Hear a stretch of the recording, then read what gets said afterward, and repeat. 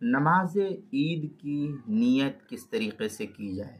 चुनांचे नमाज ईद शुरू करते वक्त मुक्तदी के दिल में ये इस्तिहज़ार रहे कि मैं क़िबला रू होकर के इस इमाम के पीछे, जिस मस्जिद में या जिस जगह अदा कर रहा है नमाज, इस इमाम के पीछे 2 रकात नमाज वाजिब अदा कर रहा हूँ, जिसमें 6 ज़ायद तकबीरें हैं।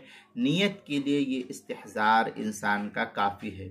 ज़ुबान से नीयत के कलिमात अदा करना ये वाजिब और ज़रूरी नहीं है। बाकी अगर कोई अदा करे तो ये नाजायज़ भी नहीं है, ये भी जायज़ है। चुनांचे अल-अशफ़ा व नज़ाइर में है महल्लुहा अयनिया अलक़ल्ब फ़ी कुल्ली मौज़िइन। इस तरीके की इबारत जो है अल-अशफ़ा व नज़ाइर की पहली जिल्द सफ़ा 84 पर इसको नकल किया। किताबुल मसाइल पहली जिल्द सफ़ा 472 पर भी इसको नकल किया गया है, वहाँ भी देख सकते हैं।